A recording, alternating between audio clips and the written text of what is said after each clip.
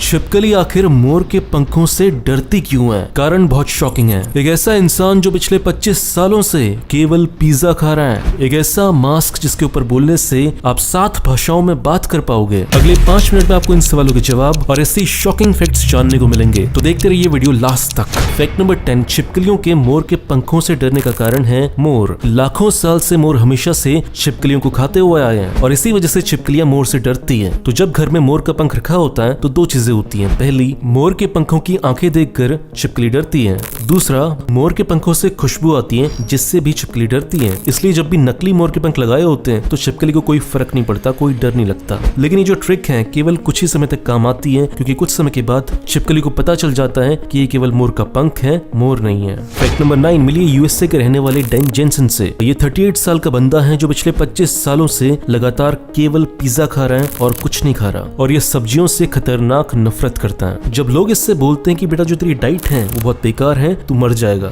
तो डैन जवाब देता है कि मर तो सब जाएंगे। बहुत अच्छा लॉजिक। लेकिन शॉकिंग बात ये है कि डैन के डॉक्टर्स बोलते हैं कि उसकी बॉडी पर कोई भी नेगेटिव असर अभी तक दिखता नहीं है। वो इतना पिज्जा खाने के बाद भी एक नॉर्मल इंसान है। फैक्ट नंबर 8, जापान की एक कंपनी है डोनट रोबोटिक्स नाम की। उसने एक ऐसा मास्क बनाया है जिसका नाम है सी मास्क। इस मास्क की खास बात ये है कि आप इसमें किसी भाषा में बोलोगे तो जो ट्रांसलेशन निकल कर आएगा वो 7 भाषाओं में हो सकता है, Japanese, Korean, Chinese, French, Spanish, किसी में भी। और मास्क पहनने में एक और प्रॉब्लम आती है कि मास्क के अंदर से जो हम बोल रहे होते हैं वो क्लियरली सुनाई नहीं देता। लेकिन इस मास्क में ये फैसिलिटी है कि जो आप अंदर से बोल रहे हो ये उसे एम्पलीफाई कर देता है, मतलब बहुत ज्यादा आवाज में फेंकता है, जिससे सामने वाले बंदे को कोई प्रॉब्लम नहीं होती सुनने में। फैक्ट नंबर 7, एक ऐसा पौधा जिस पर आप बस तेल डालो और वो जल जाता है, और उस पौधे का नाम है पांडवरा बत्ती। ये पाया जाता है साउथ इंडिया में, महाराष्ट्र में और श्रीलंका में।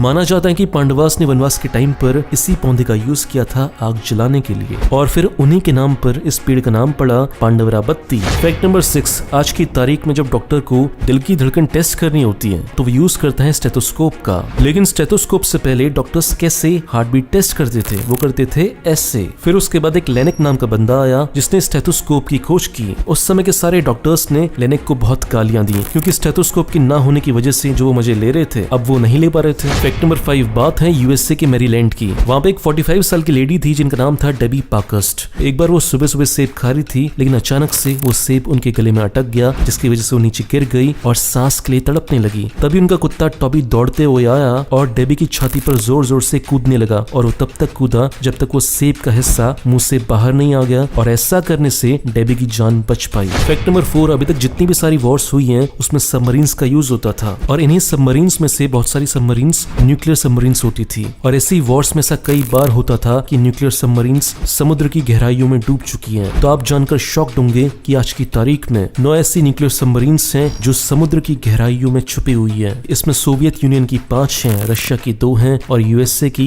2 हैं। अगर भगवान ना करे ये न्यूक्लियर सबमरीन्स कभी फटी तो खतरनाक सुनामी आएगी। फैक्ट नंबर 3, आपने देखा होगा कि जब भी आप कुत्ते से मिलते हैं, अगर आप उसके कानों को छूओगे तो बहुत खुश होता है। ऐसा इसलिए होता है क्योंकि जब हम उसके कानों को रब करते हैं तो उसके दिमाग से एंडोर्फिन्स निकलते हैं और उससे बहुत खुशी होती है, बहुत हाई मिलती है। फैक्ट नंबर 2, आपको पता है आज से 600-700 साल पहले पूरे यूरोप में ब्लैक प्लेग फैला था, लेकिन एक सिटी थी जहाँ पर ये नहीं फैला, और वो सिटी थी पेरिस। जब आगे चलकर साइंटिस्ट ने इसके बारे में खोजना शुरू किया तो पता चला कि पेरिस के लोग नींबू बहुत खाते थे, और नींबू के छिलके में लाइमोनिन नाम का एक केमिकल होता है जो बैक्टीरिया को मारता है। तो जब पेरिस के लोग नींबू को खाकर उसके छिलके फेंकते थे तो जो चूहे थे जो ब्लैक प्लेग फैला रहे थे वो भी इन नींबू के छिलके को खा लेते थे, जिसकी वजह से उनकी बॉडी के अंदर जो बैक्टीरियाज हैं वो मर जाते थे। फैक्ट नंबर 1, साल था 1979, जगह थी अलास्का, और अलास्का में चल रही थी सोने की खुदाई, और सोने की खुदाई करते वक्त उन्हें एक ऐसा बैल मिला जो था आज से 36,000 साल पुराना, और वो भी बिल्कुल परफेक्ट कंडीशन में। ऐसा इसलिए हुआ क्योंकि वो बहुत सालों से, इतने सारे सालों से बर्फ के नीचे दबा हुआ था, जिसकी वजह से वो बिल्कुल परफेक्ट रहा। दोस्तों, अगर आप मेरा वीडियो पहली बार देख रहे हो तो इस चैनल को सब्सक्राइब करो, फेसबुक पेज को लाइक करो, आपको ऐसी शानदार वीडियोस रोज मिलते रहेंगे। और इस चैनल को सपोर्ट करना चाहते हो तो 2 काम करो, पहला इसे लाइक करो, दूसरा इस वीडियो को शेयर करो ताकि आपके दोस्तों को पता चल सके कि आप कितने इंटरेस्टिंग वीडियोस देखते हो। मिलते हैं अगले वीडियो में, बाय।